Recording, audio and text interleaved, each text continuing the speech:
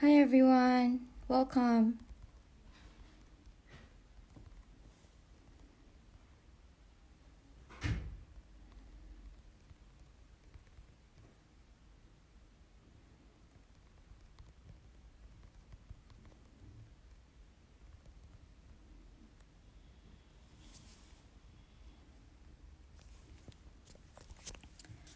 Let's see.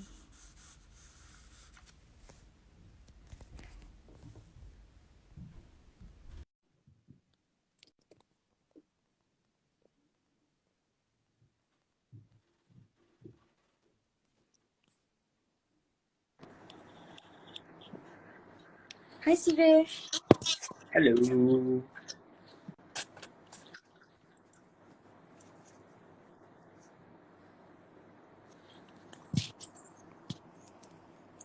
Yeah, I've just added YB, so let's give it a few minutes for her to join.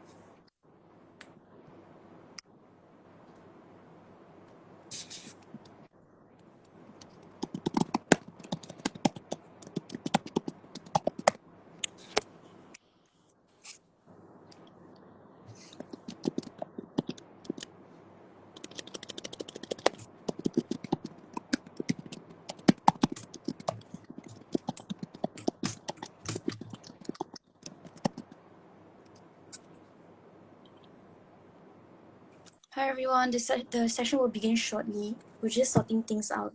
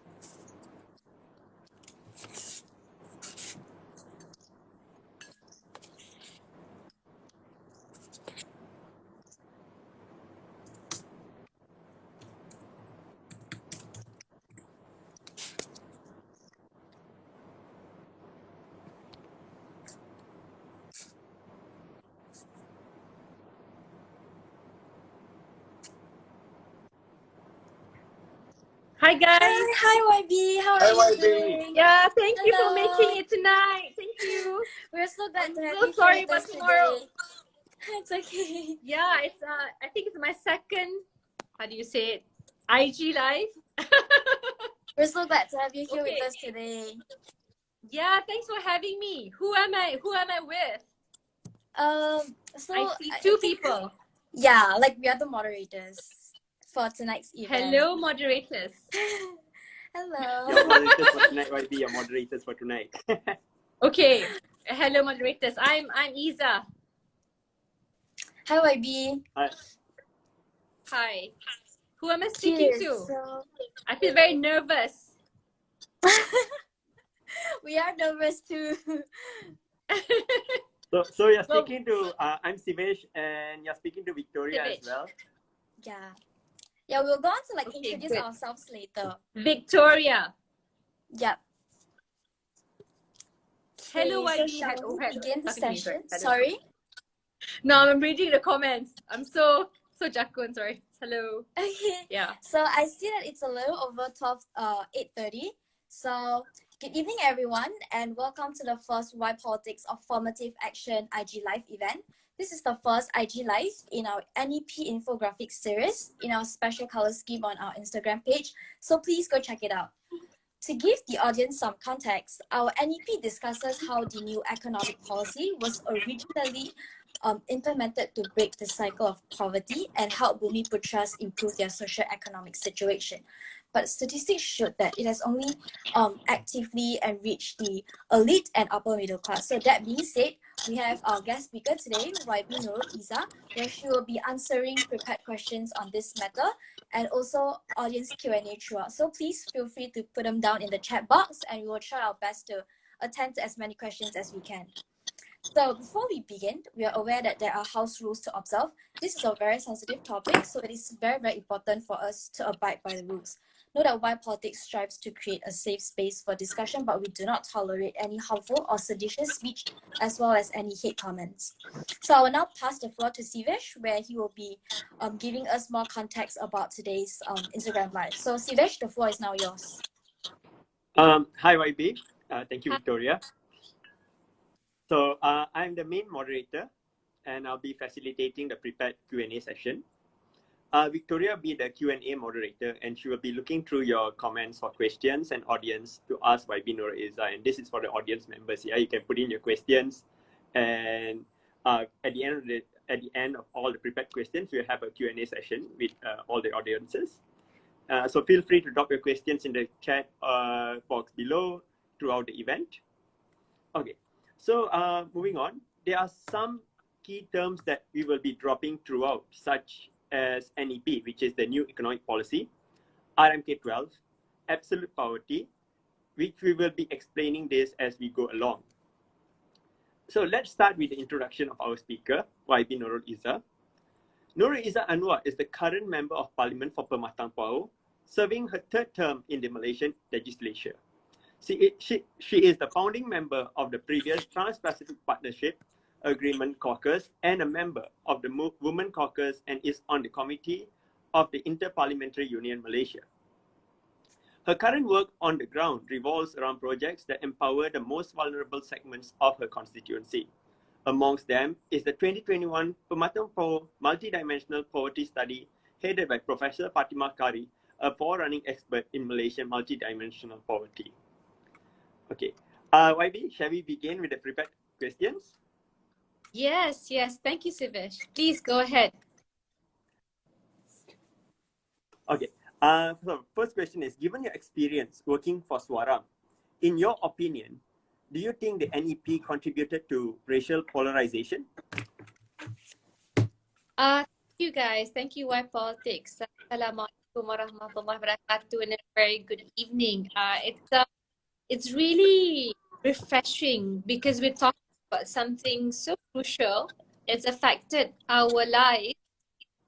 When I was a young girl until today, we're talking about a policy introduced in 1971, which was actually our mission economy.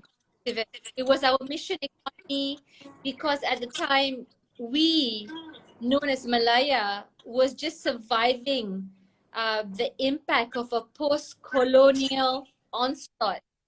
You're talking about poverty at 50%. So I believe when you talk about having a safe space to discuss this, is really crucial to look at it when it was first formed, understanding the courage it took for a young nation such as ours to eradicate poverty. Actually, it was quite impressive, right? In 1971, is even before I was born, not to mention you guys.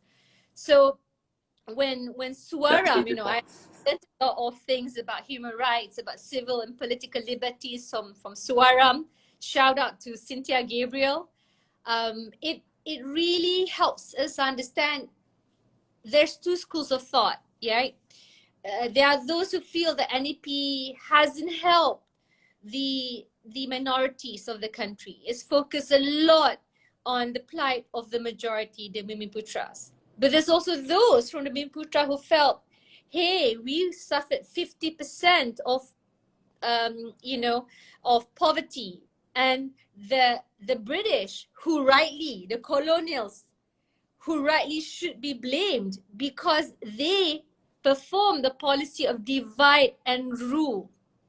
They made sure at the time the Chinese were working at the shop houses, at the tin mines, the Malays were stuck, farming, and the Indians at the railway, right? So the whole context has to be seen again. The NEP had the target of disassociating the linkage between race and, of course, economic function. So for me, when you ask this question, we have to be far more sophisticated in utilizing empathy. That we're in this together.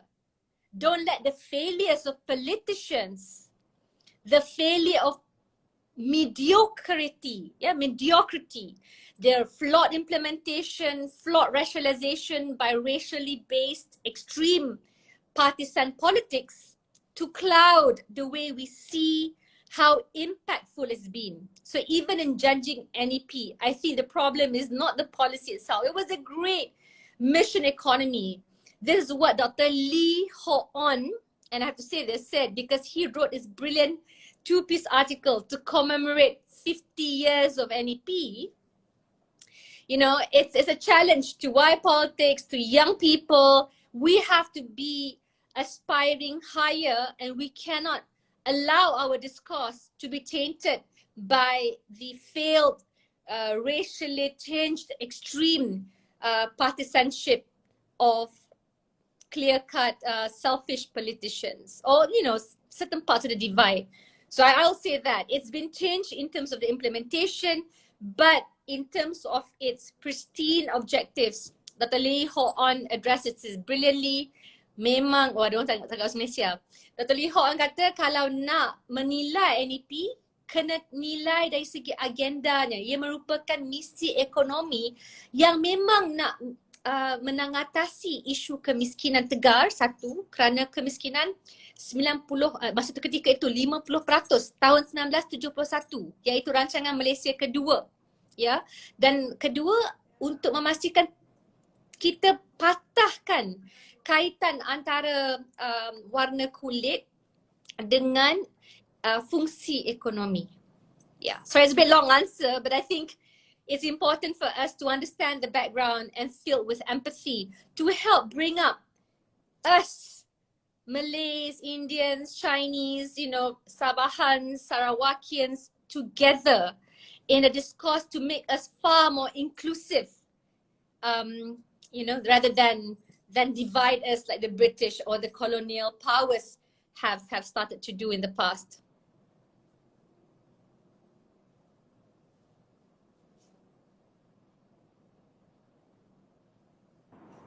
Thank you.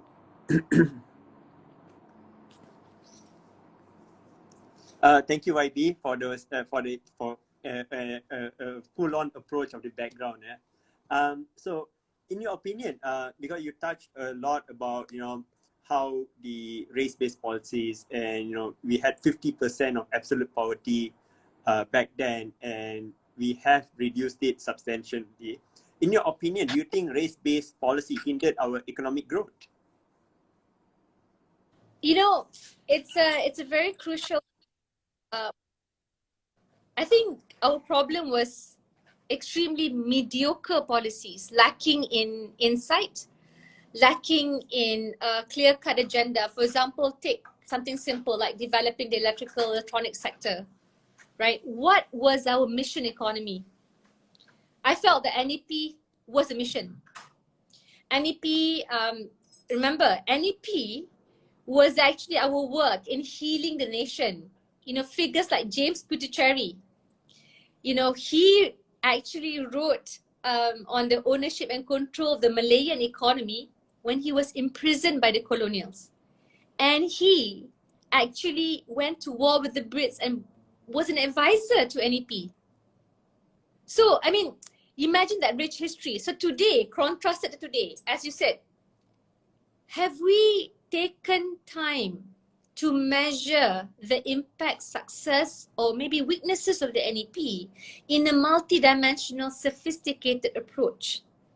And then try to address 2021, having spearheaded a clear definition of what's our mission now? How do we make sure people, for example, that's left Malaysia, can't wait to come back?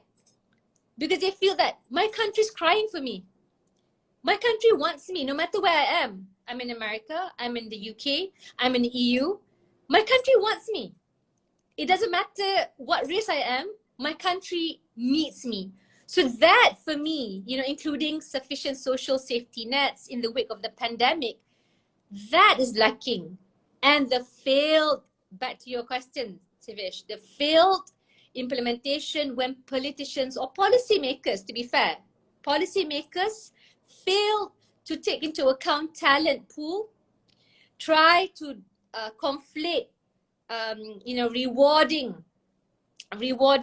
success just on the basis of who you know rather than what you know. So yes, I believe the ones that we can blame should be rightly the politicians, not necessarily the NEP itself. That would be a cop-out, a simple way for things to be resolved.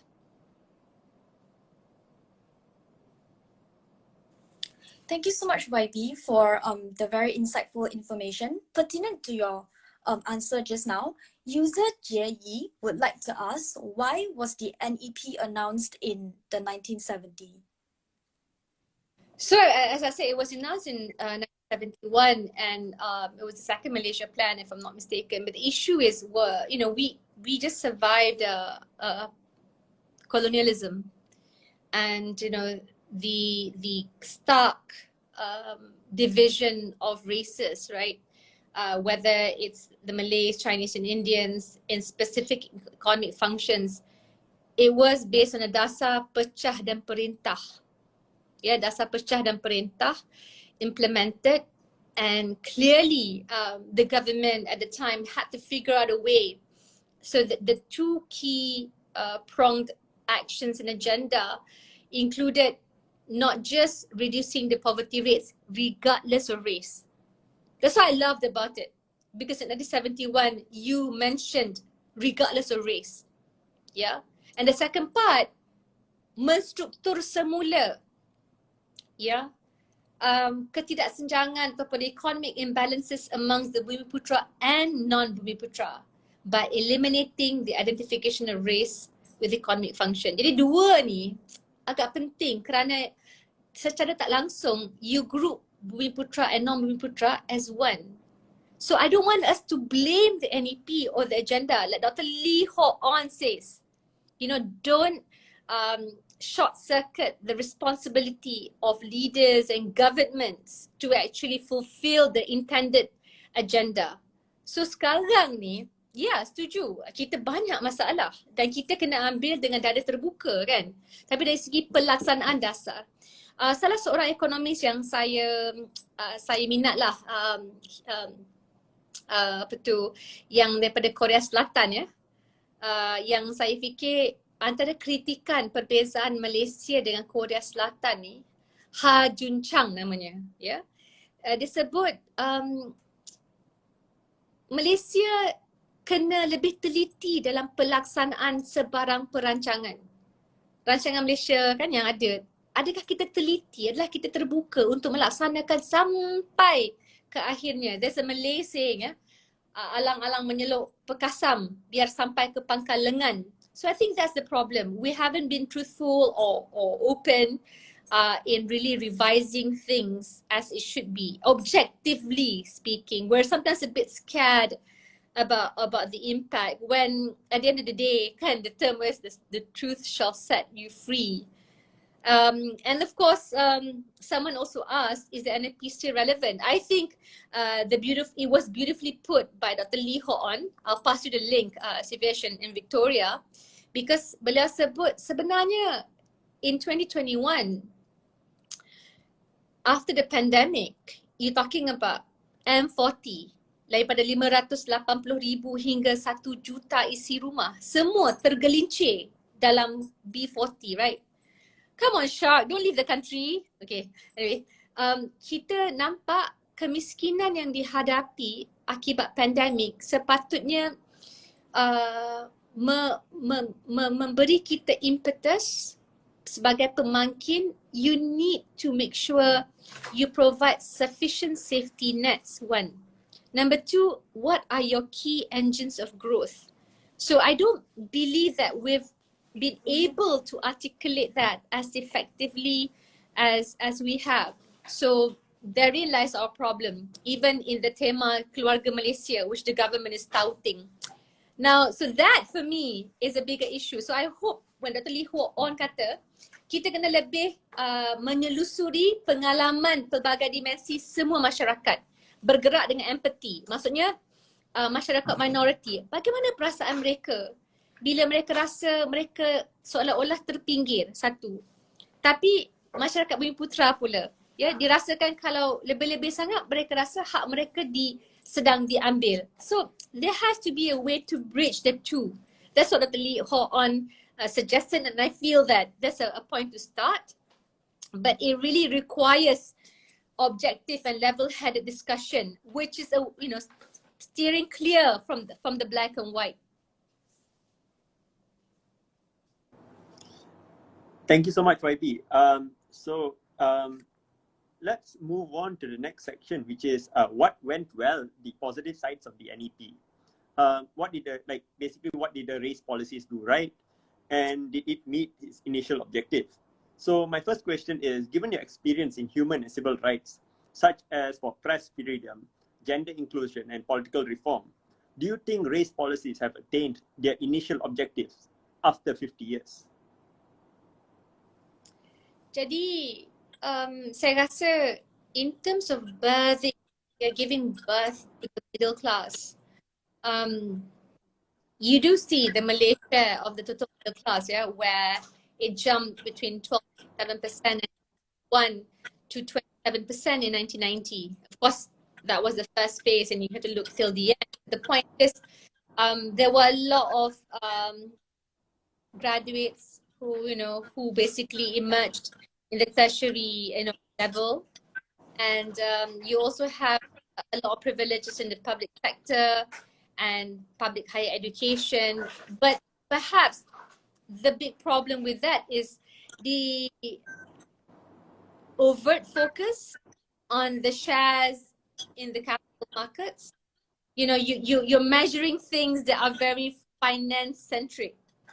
I think Mariana Mazzucato always criticizes this, because when you measure things based on the term finance, investment, real estate, it's not really the real economy, is it, right? It's not really people's livelihoods. So yeah, there lies a problem, because then you're not really measuring people on a day-to-day basis, satu. Dan keduanya, you have the rise of crony capitalism.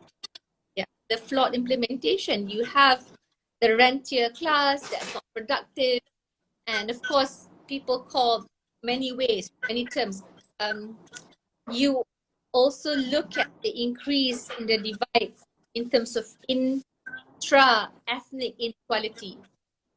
So this is not really very, very useful. So for me, it has to be looked properly in both categories, and it has to really push us to always go back on how to revise the way it's being done, not through 5-year plans. 5 year will be too late, right? But more frequently. So there's a short-term measurement, including a longer-term measurement. Dr. Lee Ho on, why I say this, because he actually wrote 2 piece paper and he sent it to me. So it's really quite detailed, looking at the NEP in greater focus. And you know, things has to change in terms of how we implement things, because I don't know, I feel that sometimes maybe we do need a revolution of sorts in the way we look at not just poverty eradication, but of course economic growth. Thank you so much, YB. For sharing with us. In your opinion, how do we move more towards need-based policies as opposed to race-based policies? User Satish Menon 95 would like to ask.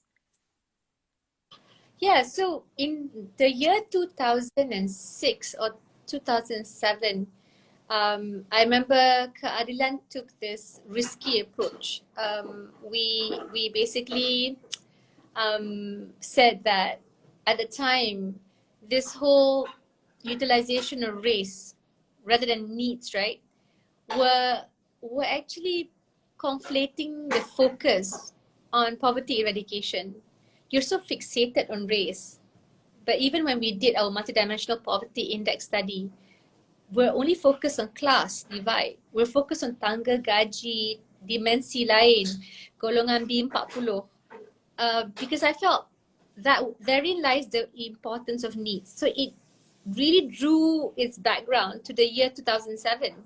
When we started discussing it, kita mula sebut pada ketika itu keadilan Parti Keadilan Rakyat menyatakan memang kalau if you keep on looking at race, you miss the importance of people's class and you know the different segments of the households, and I think that was a good start. That was a really good important start, and I felt that, you know, I remember at the time we were whacked quite severely, but again, I'm stand by principle, right? Because if you want to talk about the Bumi Putra of Sabah and Sarawak needing help, then we go back to because it's needs based. Kita melihat kepada keperluan mereka. There are a lot, you know, more facing challenges, and when we did that, you cannot expect before, we can't expect the same mechanisms before to be utilised again. So masa saya berbincang dengan Profesor Fatimah Kari, antara yang beliau gunakan is indeks kemiskinan pelbagai dimensi. What does it mean? We measure 9 different dimensions. Sorry, Sivesh, if you don't mind, to explain a bit, because this is also needs based. When I ask you, what do you need, right, from a B40 family? I didn't ask, are you Malay? Are you Indian? Are you Chinese? That's not relevant. The relevant part is, what do you need during this pandemic? How does it feel when you lost your job? How does it feel when you lost your opportunity to get your next meal? Right? Jadi akhirnya, 3 dimensi yang berkaitan dengan COVID kita tanya. Satu apa? Satu, kalau mak dengan ayah hilang kerja, ya, tak dapat nak cara keluarga masa COVID. Kedua, bila keadilan lost support in that year. Thank you for reminding me. It wasn't easy, but you take position based on a moral compass. Kedua, kita sebut tentang anak-anak dalam keluarga B40 dapat akses kepada PDPR ke tidak? Do they get online learning or not during the pandemic? And third, keselesaan dalam rumah. We measure in this new measurement of poverty, because rumah kecil lain dengan rumah besar if you are being held semasa PKP. Jadi that's good. So when you want to plug in policies, you want to have a social safety net. It's more than gaji.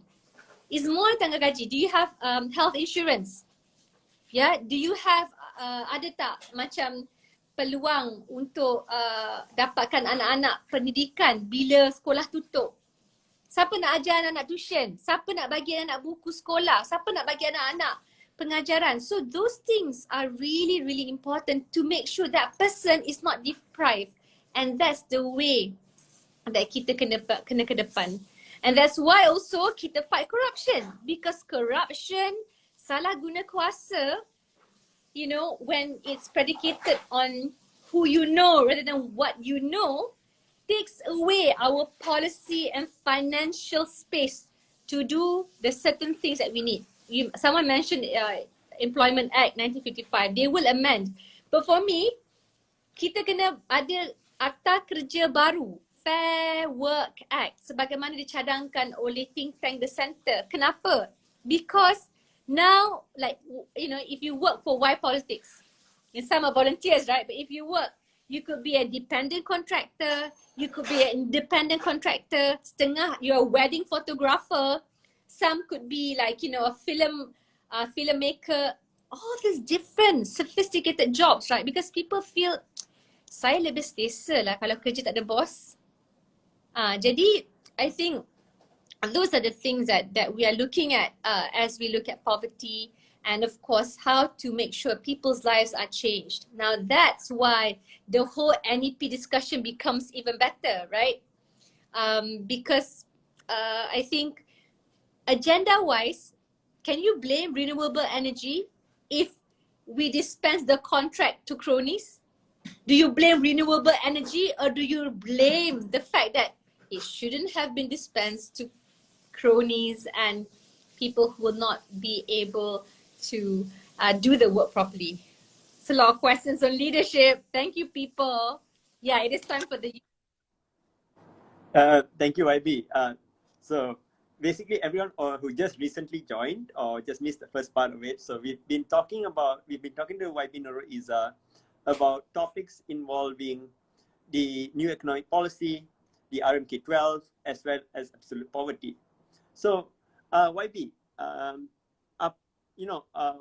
in talking about the shortcomings of race-based policies, apakah yang boleh kita baiki? Let me speak in Malay as well, because YB has been mixing, being bilingual. So what are the components lacking in race-based policies yang YB rasa boleh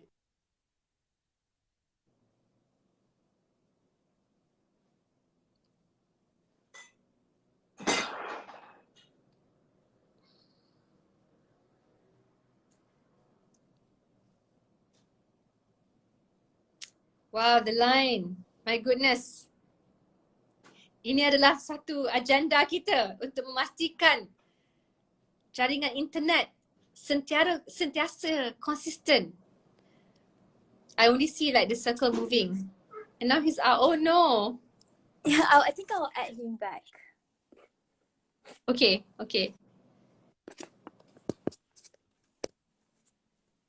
Yeah, why is convicted kleptocrat not in jail? I know. So frustrating.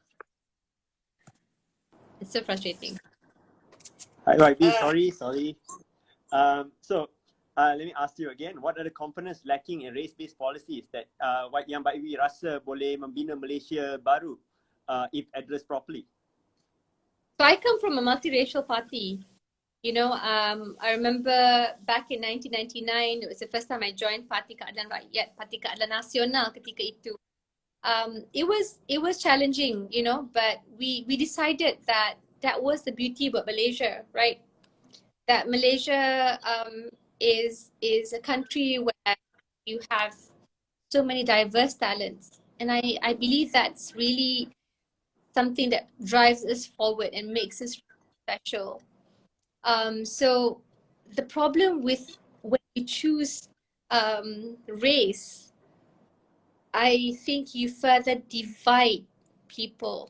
You further, you know, there's a term in Arabic, you actually strengthen the colors of extremism, right? Asabiyah. And you certainly not going to be predicated on the principles of justice and inclusivity. So I mean, it's very deeply embedded in me. I came from a Asunta. I find there's so much crucial importance when you proceed with the inclusive policy, and we need to cultivate that, this semangat that we are, as a Malaysian community. So it's not going to be easy. It's going to be very challenging, but I think we are going to be destroying or shooting ourselves in the foot if we keep dividing and strengthening that that line across racial separation. I mean, does COVID stop when you come from a different race? Everyone gets COVID, but more so those from the lower income quality, because from a lower income group, because they're far more exposed, they're far harder for them to get accessibility to healthcare and more comfortable living conditions. Even social distancing, for that matter, is harder from the lower income group. So yeah, for sure, for sure. Thank you, YB. Talking Choose the about best, the something that works, something that's pragmatic. thank you, YB. Talking about the economic policies between races and the B40s and M40s and the T20s as well. What do you think are Malaysia's biggest issues in terms of the current racial divide? What are the biggest challenges in overcoming them, and bagaimanakah untuk mengatasinya?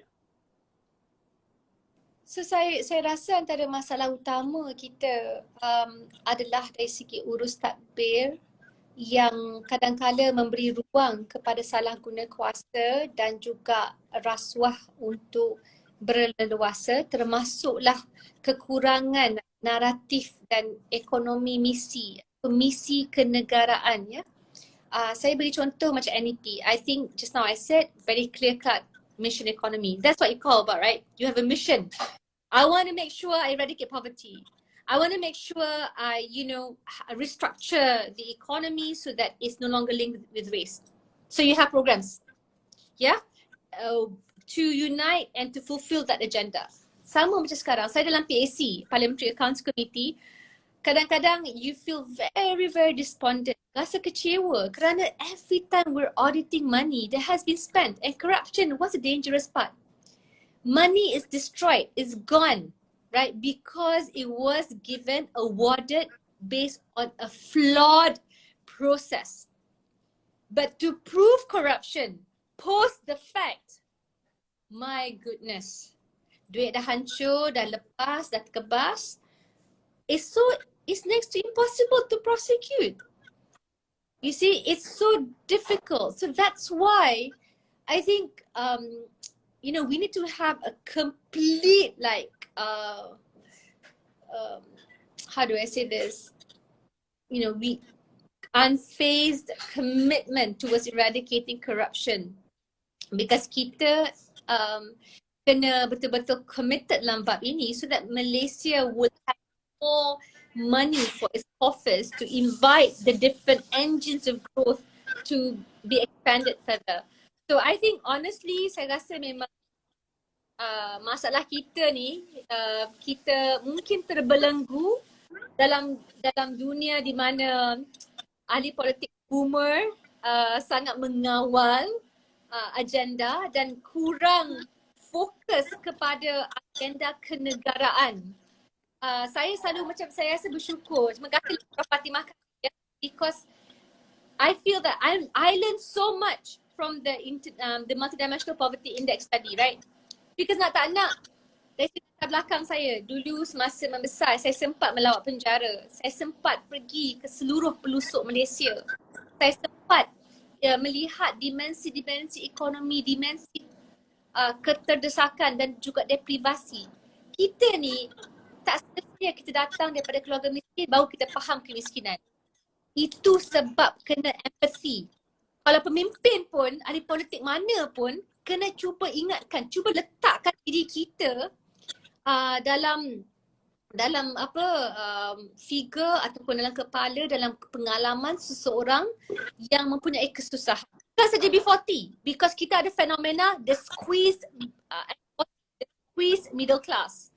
Jadi banyak polisi-polisi negara sebenarnya middle class tak dapat nak claim because only the top tier, right? Whether you get tax exemption, it doesn't cut across fair. So semua ini penting dari segi penggubal dasar pemahaman supaya kita boleh berikan keadilan kepada mereka yang layak menerimanya dan membina kekuatan Malaysia daripada kawasan ataupun premis tersebut. So I mean, you know, there's a lot of problems that we can talk about, but we need to reclaim the narrative. I want, you know, young people to understand, firstly, you know, this is our future, right? With Undi 18, I feel like there's a burst of hope. Like my daughter will turn 18 in 4 years. Oh my God. So it's just macam, Masya Allah, memang sesuatu yang sangat memberansang kerana kita kena mula bergerak ke arah tersebut. Bukan semata-mata cari pemimpin yang muda, tapi juga memberi ruang. Kalau pemimpin yang berumur pun, you have to give room to new ideas and new ways of thinking and crucial, deserving talent. Thank you so much, YB. So you talked about, you know, empathy towards the people, the race-based quotas, and we want to change that for the future in the next, you know, upcoming couple of years, before it gets too late, before people feel too tired and the only thing that's on their mind is trying to leave the country instead of staying.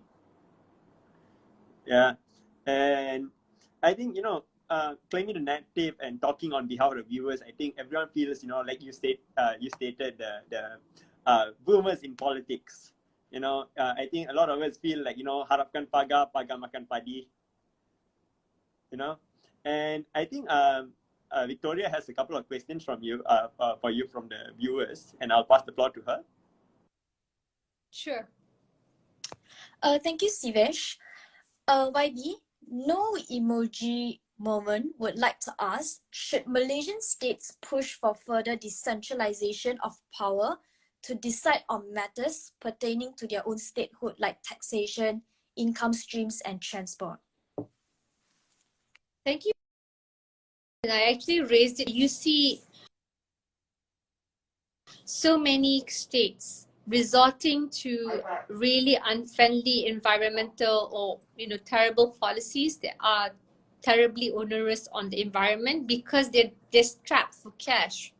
So the best thing to do when you have lack in policy space, whether, you know, as the issues you mentioned, is to what? To just basically monetize your natural resources, whether it's through reclamation or other terrible projects. So logging, thank you.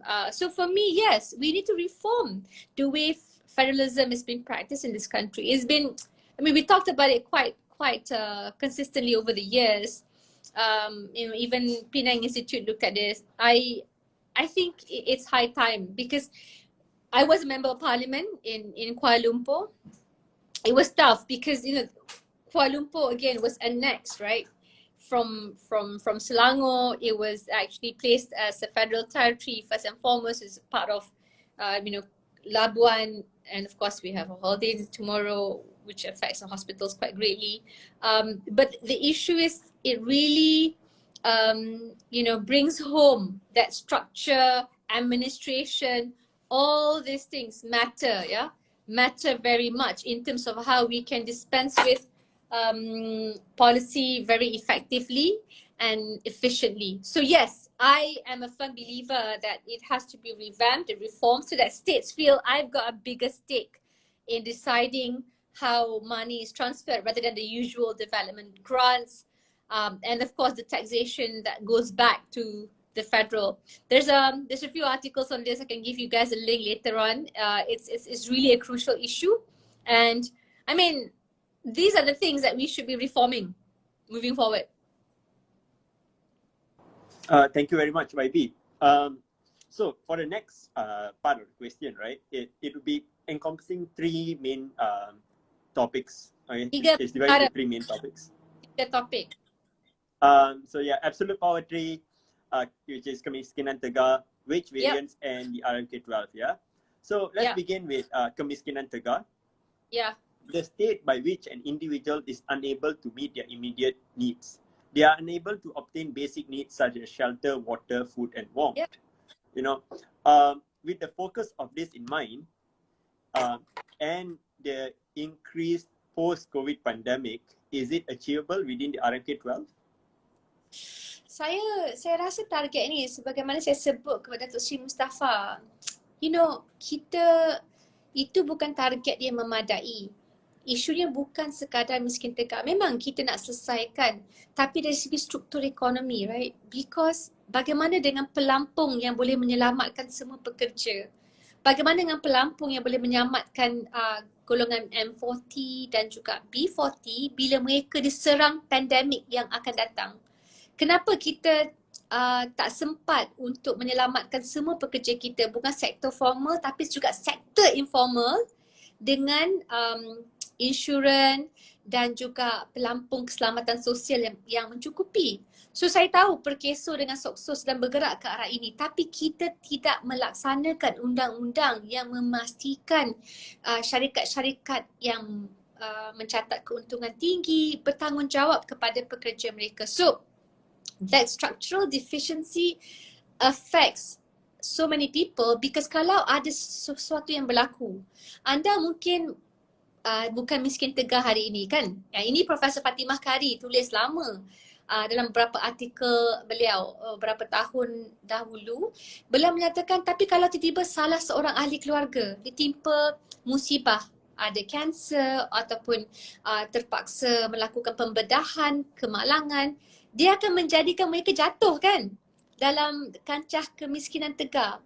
Jadi nak tak nak, dia bukan soal fokus miskin tegar je. Dia kena fokus dari segi cradle to grave, sepanjang hayat, supaya warga emas, kita akan lebih menua. Malaysia ni akan, hampa jangan lupa Malaysia akan lebih tua tapi miskin, tak cukup simpanan. Ramai dah keluarkan dana KWSP contohnya untuk menampung keperluan. Sampaikan dana KWSP berjumlah 20% daripada semua jumlah stimulus kerajaan pusat. So, how do we solve them? How do you make sure they're okay, right? So for me, miskin tegar is alright, it's okay. Tapi macam kita macam tak evolve lah. It should be more progressive, it should be more revolutionary. Selepas kita bercakap tentang pandemik, you need to reach for the stars. Yeah, we need to reach for the stars. Kalau Mazukato sebut pada 70-an, Presiden JFK ketika itu mahu menghantar misi lelaki ke bulan, a man to the moon. Saya katakan kita tak boleh tackle miskin tegar je. Kita kena bawa bulan ke riba rakyat yang sedang mengalami krisis sosioekonomi yang serius. So that should be our mission, not just miskin tegar. Thank you, YB. So yeah, as you said, I really like the point where you pointed out musibah-musibah yang melanda boleh menjatuhkan sebuah keluarga daripada kancah. You can go from T20 to B40 overnight. You do not know what's going to happen. So jangan be rich forever, right? And when you're rich, don't just think about yourself, right? And I think that is what in everyone's mind actually, because with COVID, a lot of the M40s actually dropped. Instead of you have a very small percentage that increased, and those are the people who actually benefited from it. But I think majority of them just suffered the most, especially during the second MCO. So what are your hopes for the future given your active involvement in mengadvokasikan untuk human rights and as well as political and civil liberties in Malaysia? Do you think the race-based policy should be reformed, and what are your suggestions for reform to take place? Yeah, I think this overt focus, right, trying to look at Bumiputera versus non-Bumiputera is really passe. We really need to. Malaysia is a beautiful country in a sense that we've survived after 1969, the spectre of 1969. Kita masih macam we survived that and we became a model multiracial. So we need to step up the next stage, right? Not enough to say to pay lip service. It has to be meaningful, right? Whether we bridge the existing gaps within schools or whether we bridge the existing gaps in our policy making. So I don't really think it's good when we started the discourse in RMK 12 about how much the normalists are getting. We should really go back to a more piecemeal measures. They're always going to be haunted. Berapa ini dan itu. So yeah, I think this whole race base is so passe. You know, it's really, it's just looking at, okay, certain, it's dynamic. Numbers are dynamic, right? So today, mungkin one particular is doing worse off, right? But it's dynamic because the thing is different dimension of your experiences in a lifetime. Always look at class divides. I started kat lembah pantai sama juga. You see, this is how we kind of evolve and do better. So yeah, I don't think it's useful to talk about it, and a lot of politicians do in this latest budget speech. I don't think it's wise at all. I think it's important to say, look, you know, these are the problems that we face together, and we can try to work very hard to say that deprivations affect everybody. Like imagine, Sivesh, you mentioned, right, you kata M40 kan sekarang ni hampir sejuta, Sivesh, hampir sejuta isi rumah terkesan dan terjatuh, Isn't that like something that should be alarming, be shocking us, right? Rather than we're always gonna go back, okay, Melayu, berapa India. It's pretty boring. It's pretty like, you know, depressing already. Like for me, whatever that's being faced by people Pematang KL or Perak, it's terrible. So we can be kind of change the discourse, and the young people's got to lead this, right? Change the discourse to make sure, yeah, agree, race-based attitude in practice. You know, this is something that cuts across. Kena berlapang dada. Bila berlaku dalam sektor swasta, kita kena cakap. Bila berlaku dalam sektor kerajaan pun kena cakap. Dan kita gunakan hikmah untuk perbaiki. Yeah. Thank you so much, YB. So, you know, like you said, you know, lebih sejuta keluarga yang, you know, terkesan daripada ini. And at the end of the day, everything is, you know, we've been independent countries in 1957, and the longer it takes, it seems like every problem, the only thing it goes back to is race-based politics. Yeah, like, come on. I mean, I think mediocrity in policy making is the main problem. You know, I mean, look, you're a failed leader. There's failed leaders in all races. Let's face it, right? I mean, exactly. So a Malay leader who's failed was helped by a Chinese leader who also concludingly failed. And also there's an Indian leader who helped enable the failure. So I don't know, we're in this together. So when we want to condemn, let's not fall into their trap, right? But actually say that let's seize the moment, let's capture the narrative. And we're better because you want to be always higher on the moral compass basis rather than anything else. It's always the principle. You know, at the end of the day, I think that's what we want to teach our children in school, right? And then what I like, this is one thing to share with you, Sivesh, and Victoria. There's a policy that Khazanah Research Institute advocated untuk anak-anak. Because di Malaysia ni, anak-anak UT20 ke, UM40 ke, UB40 ke, you semua anak-anak tak cukup makanan bernutrisi.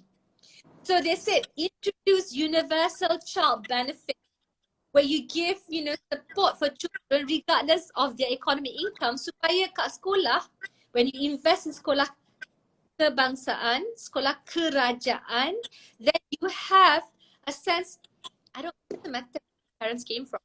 They could be, you know, former convict, but I have a chance in this school because the government is investing in all of us. We're all sama. So you want to inculcate that kind of social mobility. So I think that's a beautiful policy that Khazanah Research Institute suggested, and I think the government should look very seriously. You never lose out when you invest in children. And that's how we look at Malaysia. I don't ask, what race is your child from? It's like children in a very inclusive and holistic manner. Yeah, I like the way you brought up children, and because children are going to shape the country, and being in the government school and all that. It reminds me of this proverb. Anak-anak umpama kain putih, ibu bapa yang mencorakkan warnanya. I think that should be changed to anak-anak umpama kain putih, sesebuah negara yang mencorakkan warnanya. That's nice. Yeah. That's very nice. And thank you so much, YB, for spending your time and answering the prepared questions. Let me pass the floor on to Victoria, who'll be who'll be starting the Q&A session from the audiences. Oh, okay. Sure. Thank you so much, YB, for your very enlightening and insightful answers. I'm sure these are all informations that we'll bear in mind and use them to further educate ourselves. However, we also have several questions from the audience. You've think about, it's a nice exchange because I'm so happy to see young people talking about the policy. We should be talking more about policies in a safe space. Sorry. User Ahmad Akil Radzi would like to ask, what kind of fiscal policies do you think could bring economic opportunities and equity to both Bumi and non-Bumi, but more importantly for the B40 in Malaysia? So I think it's important to look at what are our comparative advantages. One of the key things that Singapore did in the wake of the crisis was actually to convene a group of economists coming together and to decide, okay, what kind of linkages can be created from a particular chosen industry. I think for Malaysia, that industrial growth, including if you would like to focus on the environment and green economy, for example, or even the issue of building space for the B40, because human capital will factor in, right? Human capital will factor in. So we have to look at the human capital aspect of Malaysia. The fact that more than 75%, maybe 80% now, will be formed by those who have O-level qualifications and below. And it's not necessarily a negative thing. Remember, even Germany is built at the back of TVET graduates. So that's why, for me, in terms of human capital, we really have to make sure that we build them according to the different skill sets, but always with much dignity. So even if you talk about the gig economy, remember, sometimes gig economy is not sufficient. It's going to be a short term, like, for example, food economic, economic frontliner is like a short term.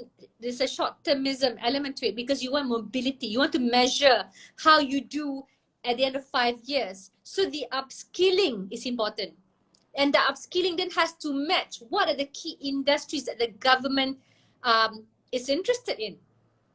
So that kind of discussion has to be maintained. For example, now, if we talk about wanting Malaysia to be really focused on the high end of vaccine development, right? Fill and finish is one factor, the agreement with Sinovac. So you need to figure out what are the export markets linked. How do we make sure we have enough lab technicians, many other job opportunities that will grow from that. So it has to be very linked closely together. You cannot have just one end working in silos with the rest. So, I'm not an economist, but I do know we have so many brilliant Malaysians, but we must let the experts and the evidence speak for itself. So even for this roundtable, Yeah, I remember I asked Al-Haj Cheng, tell me about electric buses, right? What do you think? You know, he says at the end of the day, you have to think about once you produce a particular technology, who will utilize it? What is the market that will ensure that you have sustainability in terms of income, in terms of the technological advancement and acceleration? Yeah. So I feel that this is a great subject matter, but I want us to keep at it. We've had 3 prime ministers since the start of the pandemic. Okay, now regardless of the prime minister, the supremeness of an agenda must be protected. So like for me, when I talk about prison reform, you know, you want to talk about prison reform so that people can really be rehabilitated, right? And people can have second chances, because those there are from the B40.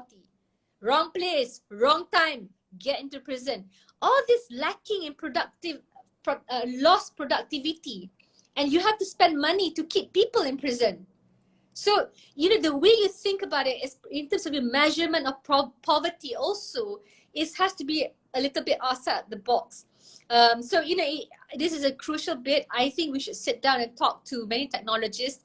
And I remember I had a good discussion with, they talked about how, you know, Malaysia's top company actually did very well on the, delivery service, I wish I could remember now, but the point is, you know, some of the tech discussions always about, does the government provide sufficient investment, right? Because sometimes that kind of investment on the real talent pool and how you invest matters, because then you can sort of fly off to the next level. But they say, well, Singapore provides better investment. Singapore provides a better IoT in an ecosystem. So certain things we can mirror and follow. Because yes, the other bit is also for the B40 is how do you break the cycle? The poverty cycle is one that's very, very dangerous. Yeah, 3 prime ministers during the pandemic doesn't help nobody. That was very, very insightful, YB. On that note, user Angeline Tan would like to ask, can you please share what were Pakatan Harapan's goals on merit-based policies when you were the government? So 22 months, I have to say, I can speak from a perspective of a lawmaker. I had the chance to be the head of the TVET Empowerment Committee. So in 6 months, pro bono, we came up with a bill to empower TVET and unify the different agencies. I think we have about 7 ministries managing TVET. We wanted a commission to be the main body monitoring all the TVET institutions so that you can only have one single accreditation authority that can close down even government-run TVET institutions if they fail to fulfill the conditions stipulated, yeah, to produce proper programs. Shorter terms, shorter courses. So yeah, I think political will is required. And in the 22 months, now, ladies and gentlemen, certainly if you want to measure, I think every government deserves 1 term, right? Because certainly it is going to be comparing apples to oranges for one thing. And of course, all of us, you know, we all have expectations of wanting to do more for society. But what I can say, some of the, if I can remember correctly, some of the introduction of making sure in schools they allow for more who were remaining stateless to be having the opportunity to be schooled. And then we also made sure, you know, I think Pakatan Harapan, some of the key items for minimum wage, there was a start with 1,050 ringgit. So every sort of quarter, there was to be an increase so that you can basically get to the you know, increase of 1,500 of minimum wage, because you want to upskill to basically you know, manage a lot of the needs by companies so that they will invest more along the supply chain and on technological investment. I would also say, like, in fact, a lot of the changes in the university level, we wanted to provide opportunities for the bottom households. But yeah, again, 22 months, you do what you can. And I do hope that, for me, it doesn't stop the current government from adopting key policies to strengthen merit-based engagement and policies, provided you also help based on a means-tested approach. Because merit alone, my dear, friends, you can't expect people from a lower income group, far-flung out area in Keningau, to be able to enjoy the same opportunities if he or she was schooled in a very comfortable setting in the urban state. So, like it or not, it's not just merit-based alone. It's also means-tested. How do you uplift those who are really coming from a real bad or kind of lower segment of the socio-economic spectrum?